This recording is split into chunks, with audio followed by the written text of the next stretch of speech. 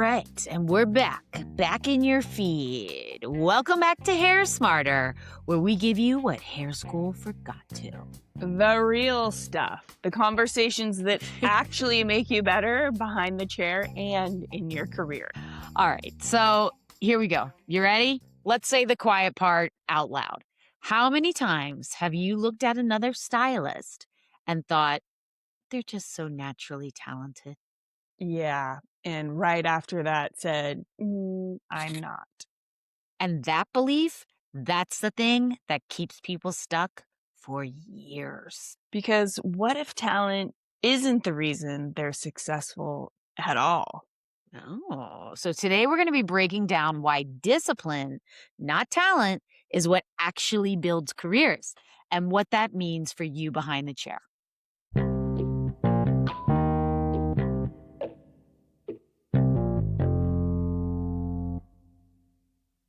All right, let's talk about this. The big fat talent lie. The industry loves talent. It makes everything look effortless, like some people just have it.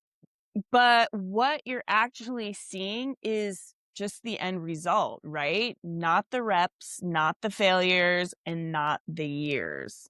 You're comparing your in progress work to someone else's finished product and calling that talent. Yeah, and there's research from Carol Dweck that explains this perfectly. Fixed mindset versus a growth mindset. Okay, so a fixed mindset says, I'm just not good at this. And once you believe that, you actually stop trying. Yeah, because every mistake feels like proof you were right. Meanwhile, a growth mindset says, I'm not good at this yet, which keeps you moving. Yeah, same situation, but completely different outcomes. The problem isn't your skill. It's the story that you're telling yourself about your skill. Can you think of a moment that, like, in your career where you truly believed someone else just had it and you didn't? I mean, yeah, of course. I think that comes up a lot when you're in beauty school, when you're in your training programs, your assistant programs. I think what happened for me is like, seeing other kids, because that's where it's really obvious, right? In beauty school and in your training.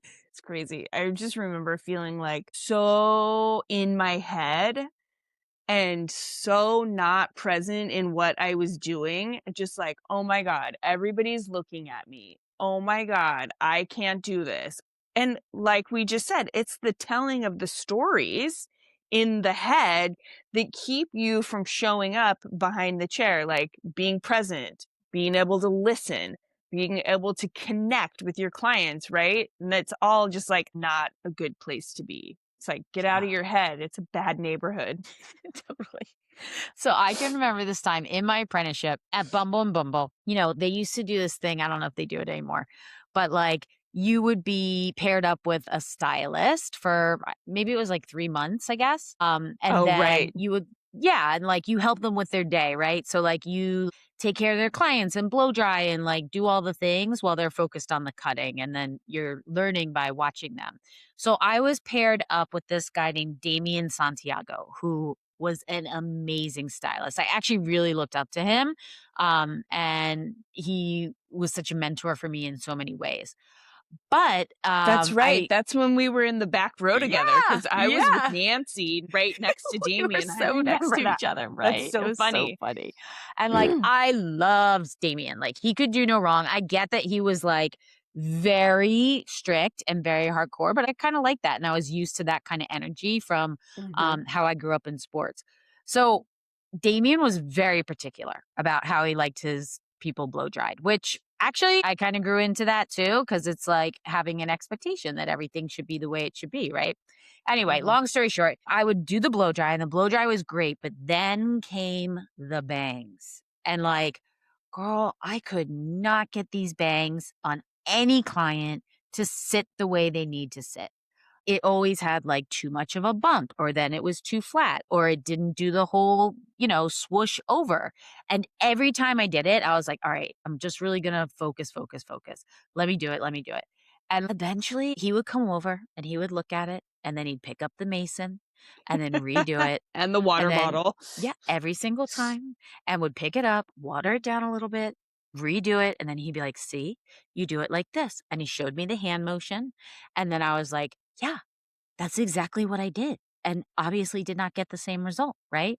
And it got to this place. I went through this like thing where I was like, I'm just not good at this. Like, I'm not going to put any bangs on my clients because I just can't get this, which, to be completely honest, was like a new experience for me because I was really good at the sport that I played for a long time. So I didn't have Mm, that mm, experience of keep trying to do something physically and it just wasn't working. Right. So mm, I went through this whole thing. I'm like, I'm not good at this, whatever.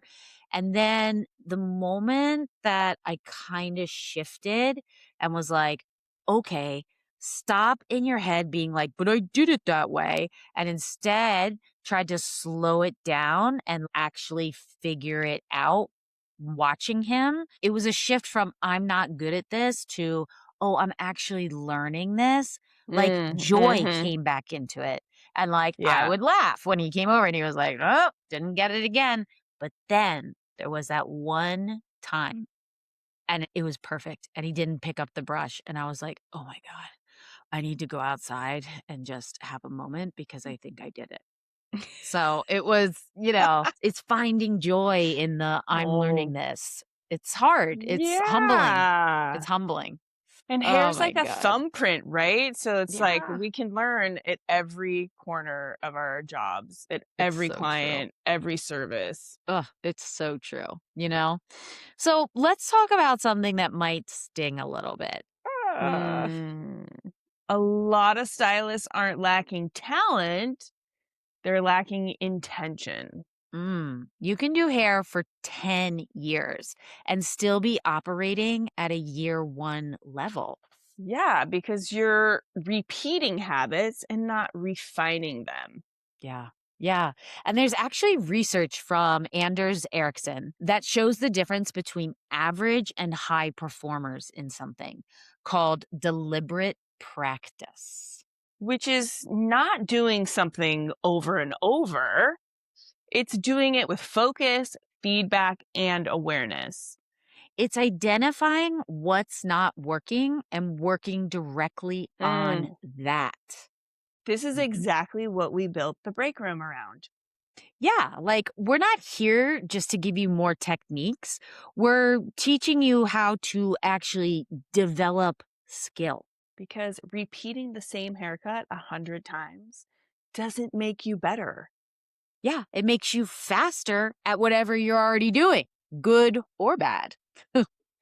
Yeah. Deliberate practice looks like slowing down and asking, why does this keep happening?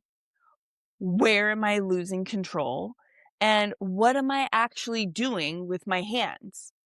And honestly, most stylists actually skip that part because Mm, it's uncomfortable. that's so true. Speed feels productive, Mhm. um, but awareness is what actually changes you and your career. Yeah, I feel like that happened to me a lot when I was trying to learn the razor. Mm. Like, I had already been a stylist for 8 years before I learned how to use the straight blade. And, of course, seeing everybody around me, they're fluent in it, and they were masters, and they could just do a whole haircut, like, super fast. And, seeing it made me think that, okay, yeah, I can do that. But Mm. it's actually a skill that you need to be taught. There's like specific ways the razor needs to be used, right? And of course, you get in there and you're like, oh, I'm shredding the hair or I'm completely shredding my hands if you're not There's that. careful. And I remember for me, it was like, okay, this isn't working for me. I need to slow way down. And that's Mm. when I decided, you know what I'm going to do? I'm going to just cut the bangs on every single one of my clients with the razor. Mm. It's a small section. It's not going to take me so much time. I can get through it fast, but it was just a good way for me to practice the technique on like 2 or 3 little sections and not feel like overwhelmed or like, "Oh god, I don't know what I'm doing." And it actually allowed me to feel more confident, like moving on to maybe the side panels or like the layering and the upward stroke and all that. Because once I felt comfortable in it, then you can do Yeah. anything. Yeah. Yeah, yeah, yeah. It's interesting hearing you talk about that because it reminds me of a moment that I had when I was teaching. So this is kind of a crazy one. I was going to tell you a different story, but this one just popped in my head. So excuse me if it's a little all over the place.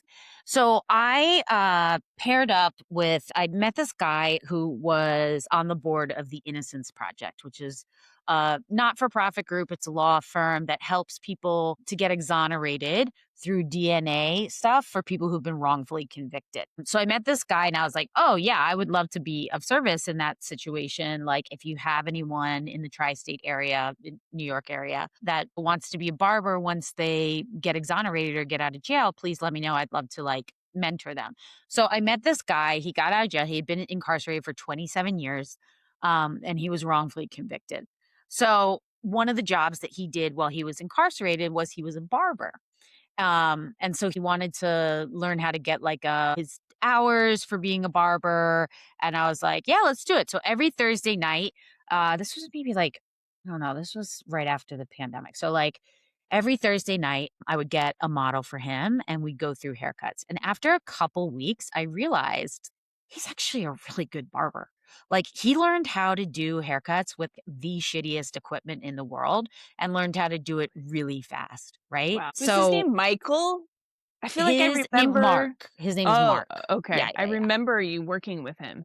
Oh, he's such a nice guy. So, we would go through these haircuts and I was like, honestly, like that fade looks better than what I would do. So, yeah, we started doing that. And I got to this point where I realized after a couple weeks, like he actually didn't need more education about doing a fade or barbering or figuring out like his eye was actually really good. I don't think he had the words for it, but his eye was actually really good, for doing barbering.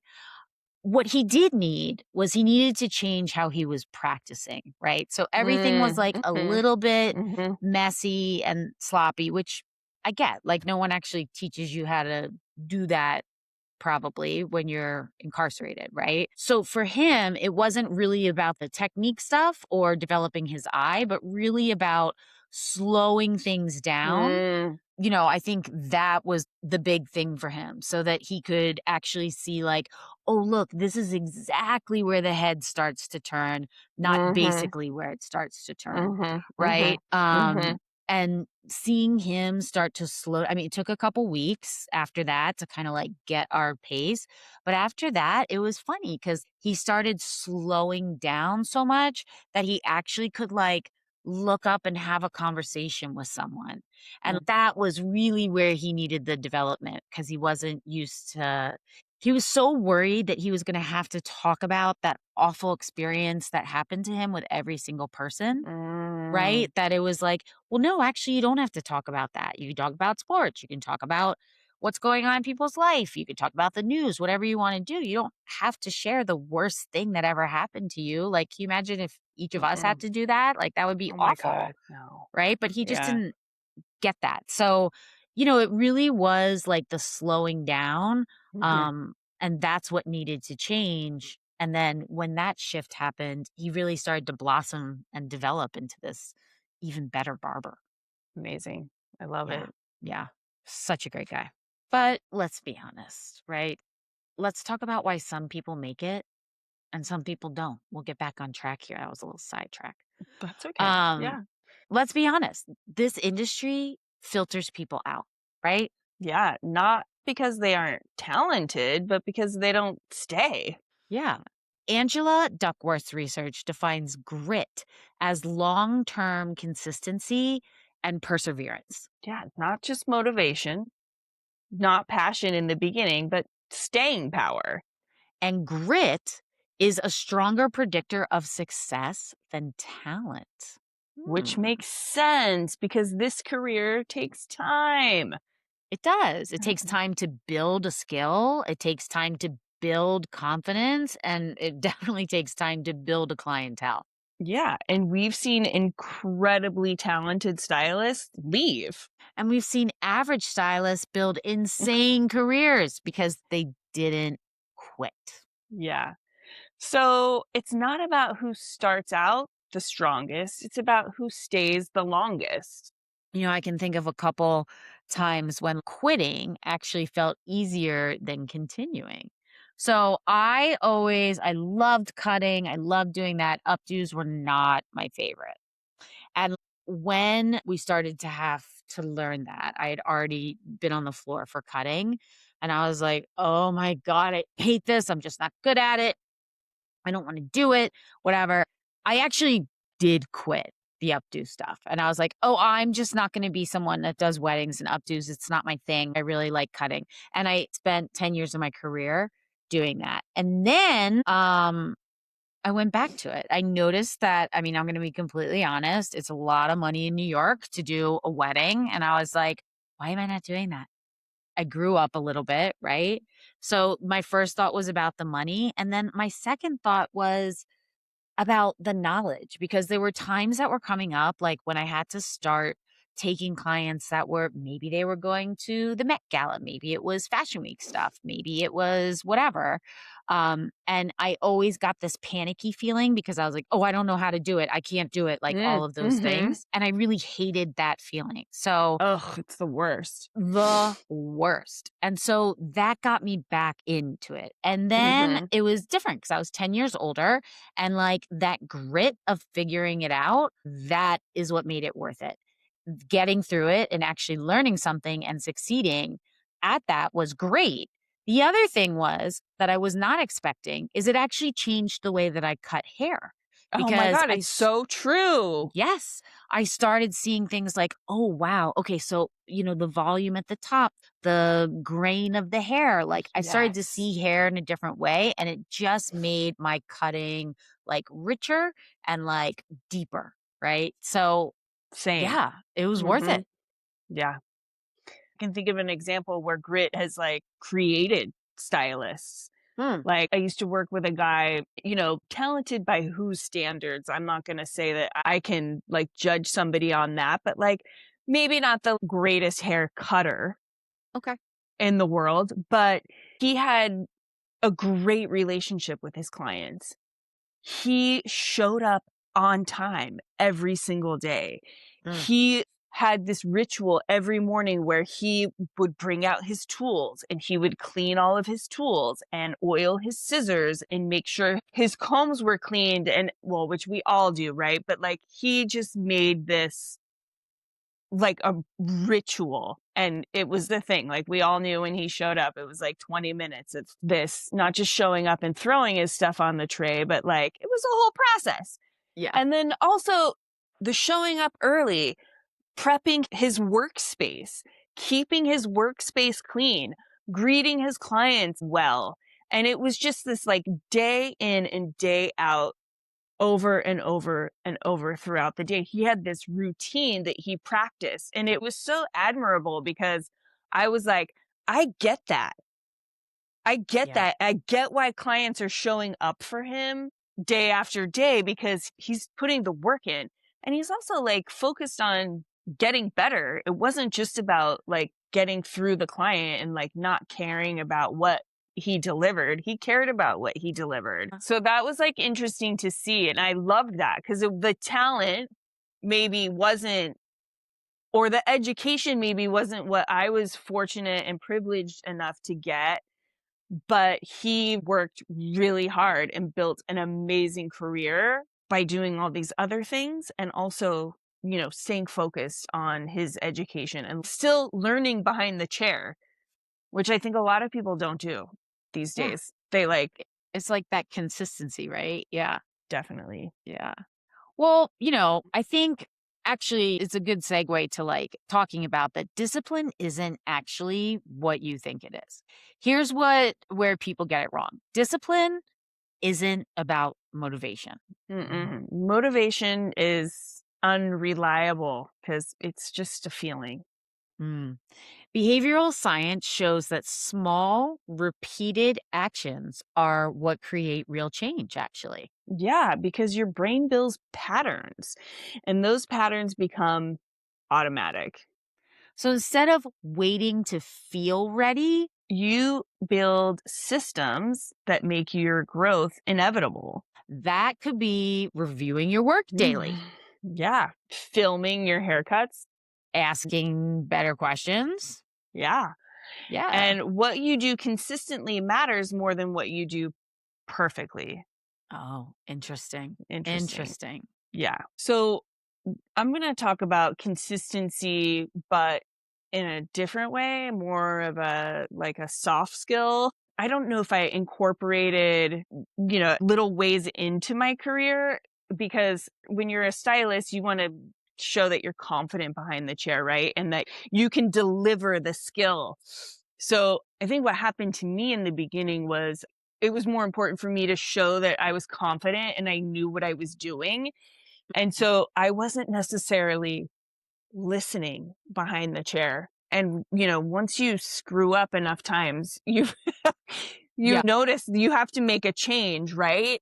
Yeah. And so I just started like backing off in the consultation a little bit. I would prompt and ask questions, but it was more about like really listening Yeah. to what the client had to say and what their lifestyle was like and letting them speak and almost answer their own questions.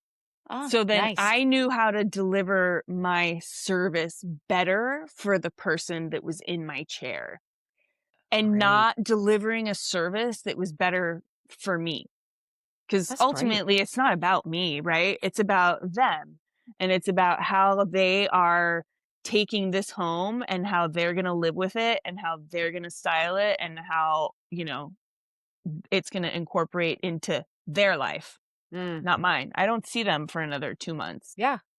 So it was really about listening. Like that really changed how I delivered my whole service. That's amazing. That's amazing. I Yeah. mean, I think about something simple that I've actually been really committed to for a long time, like over 30 years, that I use consistently. So I learned something growing up when I was doing training or runs or something like that to, stay in shape for field hockey. And I noticed something about myself, which I probably didn't have words for right away, but like I love the whole process till the last 10%. And, like, that's how it is. That's how it is when I would write a paper. That's how it is when I was doing a Mm, training run. Like, I was mhm, like, "And it's already over." I was already thinking about the next thing, right? mhm, But a shift that I made, like, in my early 20s is, like, I'm really gonna focus on the last 10% of things. Of course, I love and feel comfortable in the first, like, 90% of something, but I really need to always focus on that last 10% because that's where the good stuff or the magic happens, mm, right? mhm, I see it mhm. over and over again when I watch like sports on TV. I know the feeling of that, but to translate that into hair is actually an amazing thing because yeah, I love when you start sectioning and do the back section for a graduated bob. That's so fun, right? I also love the beginning of a blow dry where you start to see like the lift that you're getting in the pre-dry and all of those things. But that last 10%, the finishing, the signature of something, that's actually where the magic happens and Mhm, where things go from great to amazing. And mhm, so I practice every day. I say to myself, like, last 10%, here we go. Right. When it's mhm, about writing curriculum for It's the Break Room, it's the same thing. We spend months and months and months creating classes. And it's like, okay, but what is the last 10% of that? Or does all the font look the same? Does it flow well? Do we have the paperwork that we need? Is the communication with the salon we're going to this, like all of those things? Because that's the stuff that sticks around, and that's the stuff where the growth happens for me. Yeah. yeah, So we got to think about the shift a little bit, right? Like if mhm. talent isn't the thing that changes everything, doesn't it? Yeah, because that's what's in your control. Yeah. Like you're not behind. No, you're building. Yeah. You don't need to be gifted. No, you need to be consistent. And you actually don't need more validation. No, you need more awareness Yeah. Yeah. and keep going. Yeah. Literally. Literally. Right? Yeah. The stylists you admire, it's not magic. It's discipline over time when no one's watching. Yeah. So if you've been telling yourself you're not naturally good at this, Good.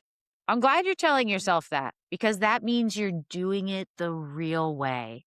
yes. Listen, if this episode hit hard for you, send it to someone in your salon or send it to a friend that you know outside the salon. Yeah. And if you're ready to actually build your skill with intention Head on over to itsthebreakroom.org. and follow Hair Smarter for more conversations that make you better behind the chair and in your career. See you next time. Bye.